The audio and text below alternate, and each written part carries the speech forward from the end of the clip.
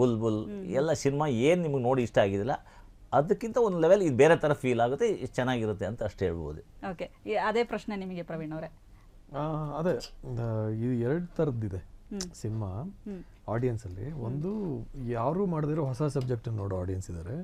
ಇನ್ನು ಕೆಲವರಿಗೆ ಅವ್ರಿಗೆ ಅವಾಗ ಇವಾಗ ನಾವು ಎಷ್ಟೇ ಹೊಸ ಫುಡ್ ಟೇಸ್ಟ್ ಮಾಡಿದ್ರು ನಮ್ಮ ಅಮ್ಮ ಮಾಡಿರೋ ಕೈ ರುಚಿ ಬೇಕೇ ಬೇಕು. ಇವಾಗ ನಾವು ಹೋಟ್ಲಲ್ಲಿ 1 ದಿವಸ ಚೆನ್ನಾಗಿ, 2 ದಿವಸ, 3ನೇ ದಿವಸಕ್ಕೆ ಗುರು ಎಲ್ಲಿ ನಮ್ಮ ಅಮ್ಮ ಊಟ ಎಲ್ಲಿ ಅಂತ ಕಾಯ್ದಿರ್ತೀವಿ. ಆ ಥರದ ಆಡಿಯನ್ಸು ಇದ್ದಾರೆ. ಸೊ ಇದು ನಮ್ದು MD ಶ್ರೀಧರ್ ಸರ್ ಫ್ಲೇವರ್ ಹೆಂಗೆ ಅಂದರೆ ಮನೆ ಊಟ ಇದು, ಮನೆ ಊಟ, ಅಮ್ಮನ ಊಟ ಇದು.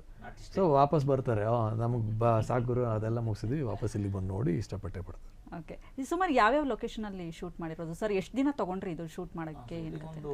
ಮಾಡಿದ್ವಿ ಒಂದು 45 ಡೇಸ್ ಹತ್ರ, 50 ಡೇಸ್ ಮಾಡಿದ್ವಿ. ನಮಗೆ ಸ್ವಲ್ಪ ಕೆಲವು ಅಡಚಣೆ ಆಯಿತು, ಮಳೆ ಅದು ಇದು ಬಂತು. ಬಟ್ ಆದ್ರೂ ಆ ವರ್ಕಲ್ಲೂ ಮಾಡಿದ್ವಿ. ನಂಬರ್ ಆಫ್ ಡೇಸ್ ಸ್ವಲ್ಪ ಜಾಸ್ತಿನೇ ಆಯ್ತು ಆ್ಯಕ್ಚುಲಿ ಈ ಸಿನಿಮಾಕ್ಕೆ.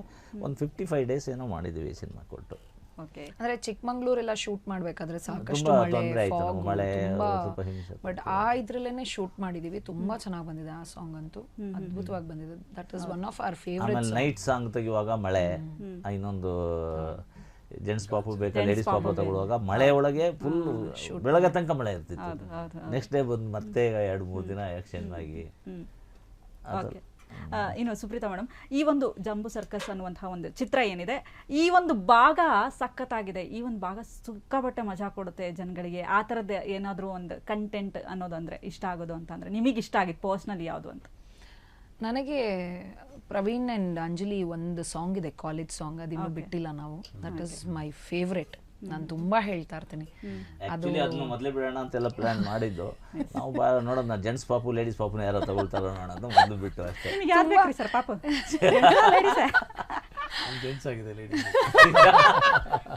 ಇಲ್ಲ, ಬಟ್ ಆ ಸಾಂಗ್ ನೋಡಿದ್ರೆ ನೀವು ಇವರಿಬ್ರನ್ನ ತುಂಬಾ ಇಷ್ಟಪಟ್ಬಿಡ್ತೀರಾ. ಅಂದ್ರೆ ಅದನ್ನು ಕೇಳಿದಾಗೆಲ್ಲ ಆ ಸಾಂಗ್ ಆಕ್ಚುಲಿ ಕತೆಗೆ ಪೂರಕವಾಗಿದೆ. ನಾವು ಲೈನ್ಸ್ ಬರ್ಸುವಾಗ್ಲೂ ಅಷ್ಟೇ, ವಾಸುಕಿ ಹತ್ರ ಹಿಂಗೆ ಆಗ್ಬೇಕು, ಹಿಂಗೆ ಆಗ್ಬೇಕು, ಇದು ಹಿಂಗೆ ಬರ್ಬೇಕು ಅಂದ್ರೆ ಇವರಿಬ್ರದ್ದು ಆ ಜಗಳ ಇದೆಯಲ್ಲ ಅದೇ ವಿಚಾರನ ಇಟ್ಕೊಂಡು ಮಾಡೋದು. ಬರೆಯುವಾಗ ಕೂಡ ಅಷ್ಟೇ ಅವ್ರ ಪಾಪ ಆಕ್ಚುಲಿ ಅದು ಸೀನ್ಗಳ ತರ ಇದೆ, ಅದಕ್ಕೆ ಡೈಲಾಗ್ ಬರೀಬೇಕು ಅದು ಭಾರಿ ಕಷ್ಟನೇ. ಅವರು ಪಾಪ ನಾಗೇಂದ್ರ ಪ್ರಸಾದ್ ಅದಕ್ಕೆ ಬರೆದ್ರು ಅಂತ ಕಾಣುತ್ತೆ. 2 ಸರಿ ಪಾಪ ಅವರು ಸಾಮಾನ್ಯವಾಗಿ ಒಂದ್ಸರಿ ಬರೆದ್ರೆ ಕರೆಕ್ಷನ್ ಇರಲ್ಲ ಅವ್ರದ್ದು, 2ನೇ ಸರಿ ಬರ್ಕೊಟ್ರು ಇನ್ನೊಂದ್ಸರಿ. ಸುಮಾರು ಎಷ್ಟು ಕಲಾವಿದರನ್ನ ತಗೊಂಡಿದ್ದೀರಾ ಸರ್? ಯಾಕಂದ್ರೆ ನಯನ ಅವರು ತುಂಬಾ ಜನ ತಾರಾಬಳಗ ಇದೆ ಇದರಲ್ಲಿ. ಎಷ್ಟು ಜನಗಳನ್ನ ತಗೊಂಡ್ರಿ, ಎಷ್ಟು ಲೊಕೇಶನ್ ಅಲ್ಲಿ ಶೂಟ್ ಮಾಡಿದಿರಾ, ಇದ್ರ ಬಗ್ಗೆ ಹೇಳೋದಾದ್ರೆ? ಲೊಕೇಶನ್ ನಮ್ದು, ಯಾಕಂದ್ರೆ ಲೊಕೇಶನ್ ನಂಗೆ ಫುಲ್ ಲಿಸ್ಟ್ ಹೇಳಿ ಕಷ್ಟ ಆಗುತ್ತೆ.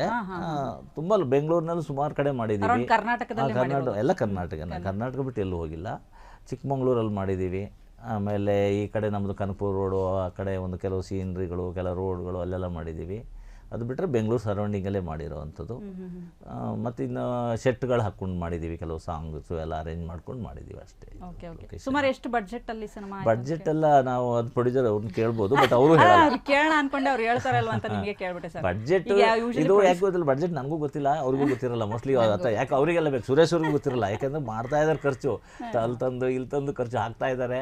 ಬಟ್ ಈಗ ಸ್ವಲ್ಪ ಅದು ಲೆಕ್ಕ ಹಾಕೋ ಕೂತ್ರೆ ತಲೆ ಬಿಸಿ ಆಗುತ್ತೆ ಅಂದ್ಕೊಂಡು ಸುಮ್ಮನೆ ಬಿಟ್ಟಿರ್ತಾರೆ. ಅವರು ಈಗ ಲೆಕ್ಕನೂ ಹಾಕ್ತಾ ಇರಲ್ಲ. ಈಗ ಎಲ್ಲಿ ಸಿಗುತ್ತೋ ಅದಂತ ಖರ್ಚು ಮಾಡ್ತಾ ಇದ್ದಾರೆ ಅಷ್ಟೇ. ಅದೇ ನಿಮ್ಗೆ ಮೊದಲೇ ಹೇಳಿದ್ದೆ, ಅವರು ಸ್ವಲ್ಪ ಸ್ಟಾರ್ಟ್ ಮಾಡಬೇಕಾದ್ರೆ ಬೇರೆ ಒಬ್ರು ಪಾರ್ಟ್ನರ್ ಇದ್ರು ಮಾಡೋ. ಈಗ ಅವರು ಅವ್ರ ಹತ್ರ ಇರೋ ಬಡ್ಜೆಟ್ಗಿಂತ ಜಾಸ್ತಿ ಬಡ್ಜೆಟ್ ಹೊರಗಡೆಯಿಂದ ತಂದು ಹಾಕಬೇಕಾಗಿದೆ. ಹಾಗಾಗಿ ಅವ್ರು ಲೆಕ್ಕ ಹಾಕ್ತಾ ಇದ್ರೆ ತಲೆ ಕೆಟ್ಟೋಗುತ್ತೆ ಅನ್ಕೊಂಡು ತಂದು ಹಾಕ್ತಾ ಇದ್ದಾರೆ ಅಷ್ಟೇ. ಈಗ ಒಟ್ಟು ಸಿನಿಮಾ ರಿಲೀಸ್ ಆಗೋ ತನಕ ಆಮೇಲೆ ಲೆಕ್ಕ ಹಾಕಿ ಹೇಳ್ತೀನಿ. ನೀವು ಸಿನಿಮಾ ರಿಲೀಸ್ ಆದ್ಮೇಲೆ ನೆಕ್ಸ್ಟ್ ಪ್ರೆಸ್ ಮೀಟ್ ಬರುತ್ತಲ್ಲ, ಅಲ್ಲ ಎಷ್ಟು ನಾನು ಲೆಕ್ಕ ಹಾಕ್ಬಿಡ್ತೀನಿ ಸರ್ ನೀವು ಹೇಳೋದಕ್ಕಿಂತ. ಈಗ ನಾನು ಹೆಂಗಿದ್ರು ಸಿನಿಮಾ ನೋಡ್ತೀನಿ, ಆ ಲೊಕೇಶನ್ ಈ ಲೊಕೇಶನ್ ಒಂದು 50,000, ಒಂದು 30, ಒಂದು 60 ಅಂತ ಲೆಕ್ಕ ಹಾಕಿ ಲಕ್ಷದಲ್ಲೇ ಇರ್ತಾರೆ ಮೋಸ್ಟ್ಲಿ 30, 50 ಪ್ರೊಡ್ಯೂಸ್ ಮಾಡಿಲ್ಲ ಮೇಡಮ್. ಈಗ ಲಕ್ಷದಲ್ಲಿ ಯಾವ ಸಿನಿಮಾನು ಮುಗಿಯಲ್ಲ, ನಡೆಯಂಗಿಲ್ಲ. ನೀವು ಲಕ್ಷದಾಗ ಎಲ್ಲ ನಾವು ಪ್ರೊಡ್ಯೂಸ್ ಮಾಡಂಗಿಲ್ಲ. ಈಗಿನ ಕಾಲದಲ್ಲಿ ಸೀರಿಯಲ್ ಲಕ್ಷದಲ್ಲಿ ಮುಗಿಯಲ್ಲ, ಸಿನಿಮಾ ಕೋಟಿಗಳ ಲೆಕ್ಕ ಹಾಕಿದ್ರೆ ಓಕೆ. ಕೋಟಿಗಳ ಲೆಕ್ಕ ಹಂಗಂದ್ರೆ ಈ ಜಂಬೂ ಸರ್ಕಸ್ ಸುಮಾರು ಕೋಟಿಗಳು ಹೋಗಿದೆ ಅಂತೀರಾ? ಇವ್ರು ಹೆಂಗ್ ಲೆಕ್ಕ ಹಾಕ್ತಾರೆ, ನಾವು ಚಿಕ್ಕಮಂಗ್ಳೂರು ಶೂಟ್ ಮಾಡಿದೀವಿ ಅಂದ್ರೆ ಚಿಕ್ಕಮಂಗ್ಳೂರು ಬಸ್ ಚಾರ್ಜ್ ಎಷ್ಟು, 2-3 ಜನ ಕಾಣಿಸಿದ್ರೆ 10,000. ಅಂಜಲಿ ಇಬ್ರೇ ಕಾಣಿಸೋದು ಚಿಕ್ಕಮಂಗ್ಳೂರು ಸಾಂಗ್ ಅಲ್ಲಿ. ನಿಮ್ ಇಬ್ರದ್ದು ಬಸ್ ಫೇರ್, 2 ಕ್ಯಾಮ್ರಾ, ಮೇಕಿಂಗ್ ನೋಡಿ. ಹೌದು. ಅಲ್ಲ ನಾನು ಅದಕ್ಕೆ ಯೋಚನೆ ಮಾಡಕತ್ತೀನಿ, 1000 ನಡೆಯಂಗಿಲ್ರಿ ಸರ್ ಹಂಗಂದ್ರೆ? 1000 ಕಾಫಿ ಟೀ ಆಗುತ್ತೆ. ಅಷ್ಟೇ? ಅಯ್ಯೋ, ಲಕ್ಷ ಬೇಕು. ಕಾಫಿ ಟೀ ಎಲ್ಲರಿಗೂ ಅಲ್ಲ, ನಮ್ಗೆ ನಿಮ್ಗೆ ಅಷ್ಟೇ, ನಮ್ಮ ಟೀಮಿಗಲ್ಲ. ಹಾ ಅಲ್ರಿ ಸರ್, ಮತ್ತೆ ಕೆಲವ್ರು ಅಂತಾರ ನಾ ಇಷ್ಟು ಬಡ್ಜೆಟ ಮುಗಿಸಿನಿ ಅಷ್ಟು ಬಡ್ಜೆಟ ಮುಗಿಸಿನಿ ಅಂತ, ಹಂಗಂದ್ರೆ ಅವೆಲ್ಲ ಸುಳ್ಳು. ಗೊತ್ತಿಲ್ಲ, ಮಾಡ್ಬೋದೇನೋ ಅವ್ರು ಯಾವ ಥರ ಮಾಡಿರ್ತಾರೆ ಯಾರಿಗೆ ಗೊತ್ತು. ನಾನು ನಾವು ಮಾಡೋದು ಕಥೆಗೆ ಎಷ್ಟು ಸಿನಿಮಾ, ಬೇಕೋ ಅಷ್ಟನ್ನ ನಾವು ಮಾಡಿರೋದು ಸಿನಿಮಾ ಸ್ಟೈಲಲ್ಲೇ ಮಾಡೋದು ನಾವು. ಸಿನಿಮಾಕ್ಕೆ ಏನು ಬೇಕು, ಸಿನಿಮಾಕ್ಕೆ ಎಕ್ವಿಪ್ಮೆಂಟ್ ಏನು ಬೇಕು, ಸಿನಿಮಾ ಟೆಕ್ನಿಷಿಯನ್ ಯಾರು ಬೇಕೋ ಅವ್ರನ್ನೇ ತಗೊಂಡು ಮಾಡಿರೋದು ನಾವು. ಹಾಗಾಗಿ ಈಗ ಬೇರೆಯವ್ರು ಮಾಡಿದ್ರು ಅಂದರೆ ಯಾವ ಥರದಲ್ಲಿ ಮಾಡಿರ್ತಾರೋ, ಕಡಿಮೆಲಿ ಮಾಡೋದು, 40ಅಲ್ಲಿ ಮಾಡೋದು, 50ಅಲ್ಲಿ ಮಾಡಿದ್ರು ಮಾಡ್ಬೋದು, ಬಟ್ ಯಾವ ಥರದಲ್ಲಿ ಮಾಡಿದಾರೆ ಅನ್ನೋದು ಮುಖ್ಯ ಆಗುತ್ತೆ. ಅಲ್ಲ, ಕೆಲವ್ರು ಹೇಳ್ತಾ ಇರ್ತಾರೆ ಅದನ್ನ, ಅಯ್ಯೋ ಈ ಬಡ್ಜೆಟ್ ಸಿನಿಮಾ ಮಾಡಿದೀನಿ ಅಂತ. ಹಂಗಂದ್ರೆ ಅದು ಯಾಕೆ ಕೊಟ್ಟಿರಿ ಸರ್, ಎಷ್ಟು ಕೋಟಿ ಹಾಕತ್ತ ಅದಕ್ಕೆ? ಆಗುತ್ತೆ, ಆಗಿಲ್ಲ ನಿಮಗೆ ಸಿನಿಮಾ ವರ್ಕ್, ಅದಕ್ಕೆ ನಮಗೆ ಅದಕ್ಕೆ ಲಿಮಿಟ್ ಇಲ್ಲ. ಪ್ರೊಡಕ್ಷನ್ಗೆ 100 ಕೋಟಿ ಹೌದು, ಬೆಂಗಳೂರಲ್ಲಿ 4 ಮನೆ ತಗೊಂತೇನ್ರಿ. ಕನ್ನಡದಲ್ಲಿ 200 ಕೋಟಿ ಸಿನಿಮಾನು ಆಗ್ತಾ ಇದಾವೆ, ಇಲ್ಲ ಅಂತ ಸಿನಿಮಾ ಮಾಡಿದ್ರು ಆಗಲ್ಲ. ಹಂಗಂತೀರಾ? ಸೂಪರ್, ಸಖತ್ ಖುಷಿ ಆಯ್ತು. ನನಗಂತೂ ಟೈಮ್ ಹೋಗಿದ್ದ ಗೊತ್ತಾಗಿಲ್ಲ ಸರ್, ಅಷ್ಟು ಖುಷಿ ಆಯ್ತು ಜಂಬೂ ಸರ್ಕಸ್ ಟೀಮ್ ಜೊತೆ ಮಾತಾಡಿದ್ದು, ಹೀರೋ ಜೊತೆ, ಹೀರೋಯಿನ್ ಜೊತೆ, ಪ್ರೊಡ್ಯೂಸರ್ ಮೇಡಮ್ ಜೊತೆ. ಕೊನೆಯದಾಗಿ ಏನು ಹೇಳ್ತೀವಿ, ನಿಮ್ಮಿಂದ ಸ್ಟಾರ್ಟ್ ಮಾಡಿ. ಕೊನೆಯದಾಗಿ ನಾನು ಅದನ್ನೇ ಇನ್ನೊಂದ್ಸಲ ರಿಪೀಟ್ ಮಾಡ್ತೀನಿ. ನಾವೆಷ್ಟೇ ಹೋಟ್ಲಲ್ಲಿ ಊಟ ಮಾಡಿದ್ರು ಕೂಡ ಮನೆ ಅಡುಗೆ ಎಷ್ಟು ರುಚಿಯಾಗಿರುತ್ತೋ ನಮ್ಮ M D Sridhar sir direction cinema ಅಷ್ಟೇ ಮೃದುವಾಗಿ, ಅಷ್ಟೇ ಖುಷಿಯಾಗಿರುತ್ತೆ. ಈ ಸಿನಿಮಾದಲ್ಲಿ ಎಲ್ಲವೂ ಇದೆ, ಅಂದರೆ ಒಳ್ಳೆ ಸಖತ್ತಾಗಿದೆ, ಬಟ್ ಕತೆ ವೀಕ್ ಅಂದ್ಬಿಡ್ತಾರೆ. ಇನ್ನು ಕೆಲವೊಂದು ಸಿನಿಮಾದಲ್ಲಿ ಕತೆ ಸ್ಟ್ರಾಂಗ್ ಆಗಿದೆ, ಇನ್ನೂ ಸ್ವಲ್ಪ ಎಕ್ಸಿಕ್ಯೂಷನ್ ಸ್ವಲ್ಪ ಸ್ಟ್ರಾಂಗ್ ಆಗಬೇಕಾಗಿದೆ. ಎಲ್ಲ ಇದೆ, ಒಂದೆರಡು ಒಳ್ಳೆ ಸಾಂಗ್ ಇದ್ದರೆ ಚೆನ್ನಾಗಿರ್ತಿತ್ತು. ಈ ಥರದ್ದೇನೋ ಇರುತ್ತಲ್ಲ, ಈ ಸಿನಿಮಾದಲ್ಲಿ ಆ ಥರ ಹೇಳೋದಕ್ಕೆ ಏನೂ ಇರೋಲ್ಲ. ಅದ್ಭುತವಾದ ಸಾಂಗು, ಲೊಕೇಶನ್ಸು, ಕತೆ, ಹ್ಯೂಮರು, ಕ್ಯಾರೆಕ್ಟರ್ಸು, ಆ್ಯಕ್ಟರ್ಸು ಎಲ್ಲ ಇರುವಂಥ ಒಂದು ತಾಲಿ ಇದು.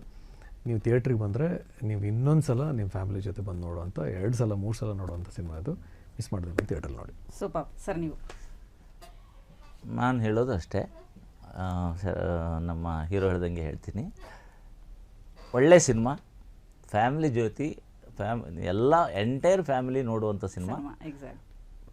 ಎಲ್ಲರೂ ಬಂದು ನೋಡಿ, ನಿಮಗೆ ಬೋರ್ ಆಗಲ್ಲ ಅನ್ನೋದು ನನಗೆ, ನಿಮಗೆ ಬೋರ್ ಆಗಲ್ಲ, ಖಂಡಿತ ಬೋರ್ ಆಗಲ್ಲ ಅಂತ ನಾನು ಭರವಸೆ ಕೊಡ್ತೀನಿ.